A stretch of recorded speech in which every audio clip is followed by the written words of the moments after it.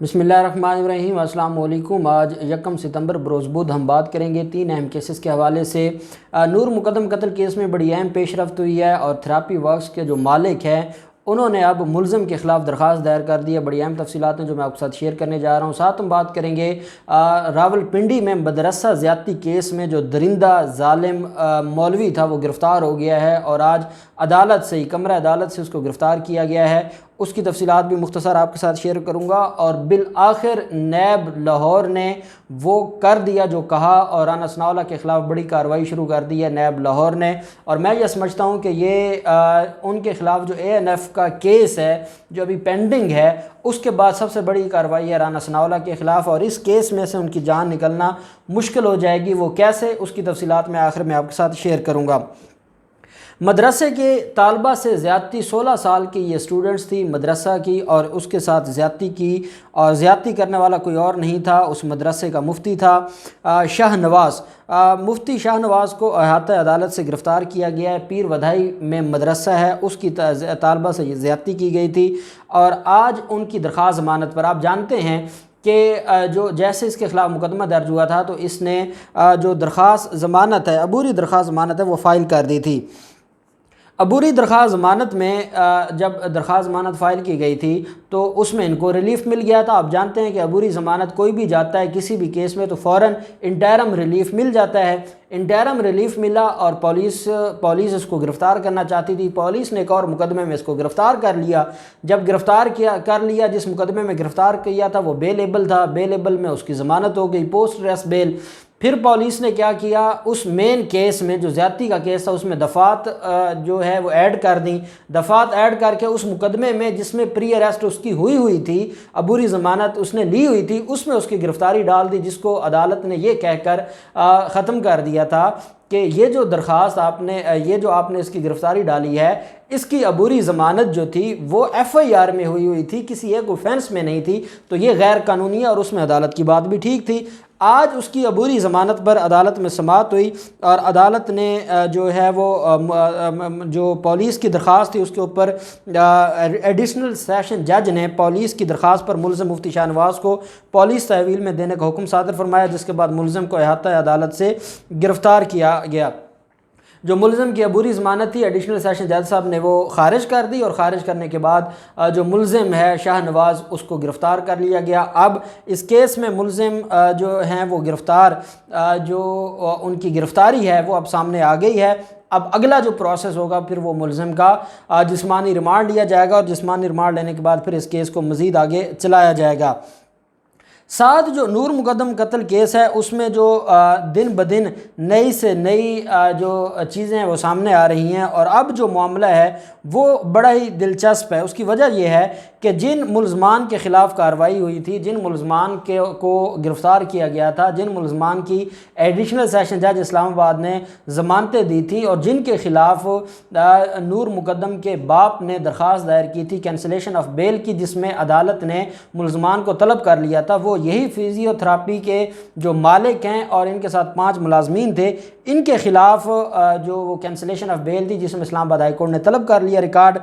अब क्या होता है कि थेरापी वर्क्स के मालिक ताहिर ज़हूर ने अपने टीम के अराकीन पर हमला करने के इल्ज़ाम में इस्लामाबाद की सेशन कोर्ट में नूर मुकद्दम के मरकज़ी मुलज़िम ज़हर जाफ़र के ख़िलाफ़ फ़ौजदारी मुकदमा दर्ज कराने की दरख्वास्त दायर कर दी। आप जानते हैं कि एक जो मुलज़िम था थेरापी वर्क्स का वो उसको गोली भी लगी थी और एक और मुलज़िम था जिसने कहा कि मेरे ऊपर तशद्दुद किया गया।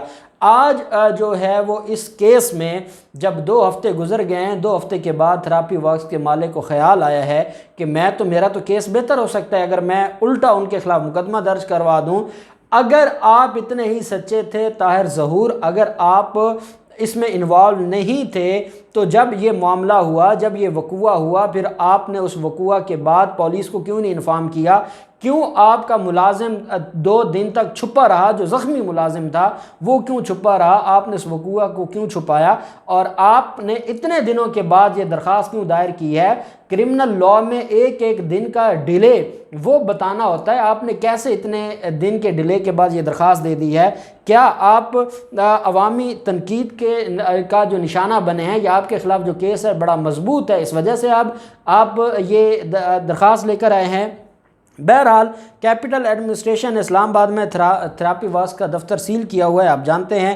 اب تھراپی ورکس کے سی ای او نے اپنے وکیل شہزاد قریشی ایڈوکیٹ صاحب کے ذریعے دائر کردہ درخواست میں ظاہر جعفر کے خلاف مقدمہ درج کرنے کی استدعا کی ہے۔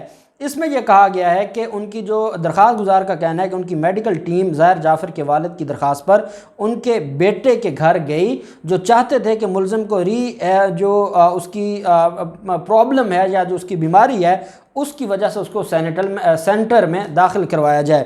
مزید ان کا کہنا تھا کہ جب ان کی ٹیم گھر کے سامنے والے دروازے سے داخل نہ ہو سکی تو ان کے ٹیم ممبرز پچھلے دروازے سے ظاہر جعفر کے کمرے میں داخل ہوئے، جہاں ملزم نے ایک رکن پر چاقو سے حملہ کر دیا، تاہم دیگر اراکین نے اس پر قابو پا لیا۔ درخواست میں کہا گیا کہ ان کی ٹیم کے اراکین نے فرش پر ایک لڑکی کی سر کٹی لاش بھی دیکھی جسے ظاہر جعفر نے قتل کیا تھا۔ درخواست گزار طاہر ظہور کا یہ کہنا تھا کہ جب سے واقعہ منظر عام پر آیا کوہسار پولیس ان کا موقف نہیں سن رہی۔ انہوں نے بتایا کہ ملزم نے ان کی ٹیم کے ایک رکن کو چاقو مارا، جس پر انہوں نے پولیس اسٹیشن میں درخواست جمع کروائی تھی لیکن کوئی کارروائی نہیں کی گئی۔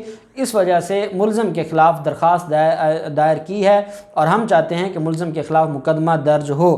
اگر تو آپ کو کسی نے یہ کہا تھا کہ آپ ملزم کو جا کے لے آئیں، آپ پولیس والے نہیں تھے، اگر وہاں پر وہ گیٹ بند تھا تو آپ کو کیا ضرورت پڑی تھی اس کو پچھلے گیٹ سے جانے کی؟ اس کا مطلب یہ ہے کہ آپ سارے کے سارے معاملے میں انوالو تھے، آپ کو ذاکر جعفر نے ہر بات بتائی تھی اور ذاکر جعفر کے بتانے کے بعد ہی آپ اس معاملے کو گئے تھے ڈکیٹی کا معاملہ بنانے کے لیے، لیکن وہ آپ کے ہاتھ سے نکل گیا اور اس وجہ سے اب آپ آئے ہیں درخواستیں دینے کے لیے، اور انشاءاللہ نور مقدم کے سارے قاتلوں کو قرار واقعی سزا ملے گی۔ سیشن عدالت نے پولیس سے اس درخواست کی بابت جواب طلب کرتے ہوئے 7 ستمبر کے لیے کیس کی سماعت کو ملتوی کر دیا ہے۔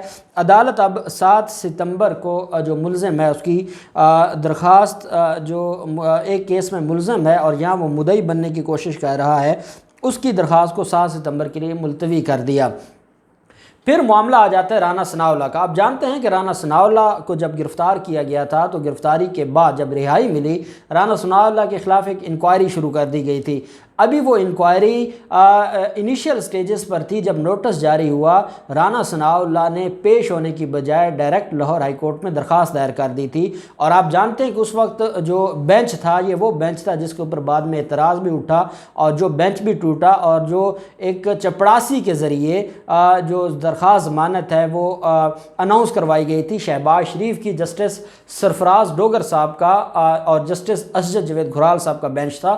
اس وقت وہ نیب کے کیسز کو سن رہا تھا کیونکہ اس وقت ضمانتوں کا سیزن تھا، مریم نواز بھی ضمانت لے چکی تھی، باقی حمزہ شہباز کو بھی ضمانت مل گئی تھی، اور رانا ثناءاللہ کی جو درخواست ضمانت ہے وہ بھی ان کے سامنے تھی جو انہوں نے منظور کر لی تھی۔ اس وجہ سے منظور کی گئی تھی کہ ابھی جو انکوائری تھی وہ انیشل سٹیج پر تھی اور انکوائری شروع ہوئی تھی۔